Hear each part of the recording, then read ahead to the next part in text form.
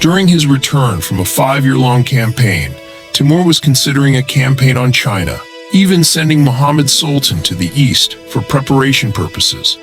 It is not clear why he suddenly changed his mind and decided to march on India. However, it is highly probable that he conducted this campaign to provide financial resources for his planned future expeditions.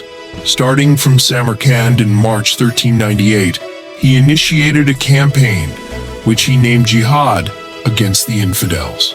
Hearing that some people had deviated from the path and were oppressing the people after the death of Sultan Firuz Shah, Emir Timur went to the Delhi region to eliminate these corruptions. On December 17, 1398, the army, organized for battle, encountered Sultan Mahmud's excellently equipped army, consisting of 10,000 cavalry and 40,000 infantry. The main strength of the Delhi Sultan relied on 120 large elephants. Each elephant had armor and 5 archers stationed on towers on their backs. Although this army was not superior in number to Timur's army, some of Timur's soldiers were frightened by the grandeur of the elephants. Therefore, Timur thought of a trick to get rid of the elephants. He ordered the collection of 500 humpbacked camels, loaded with reeds wrapped with wicks and cotton soaked in oil, and ordered them to be driven in front of the horses when the two armies faced each other. When the two armies faced each other, Timur ordered the camels loaded with cotton and other goods to be set on fire and driven towards the elephants. When the camels felt the heat of the fire, they started running towards the elephants.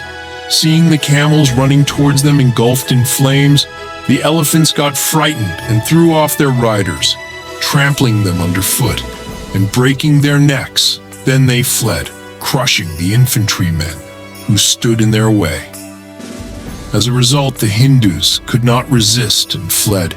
Sultan Mahmud and Molu Khan escaped from the battlefield with a few soldiers and fled to the city. Sultan Mahmud and Molu Khan came to the city in a state of distress. Emir Timur arrived in Delhi around noon, but stayed there until evening.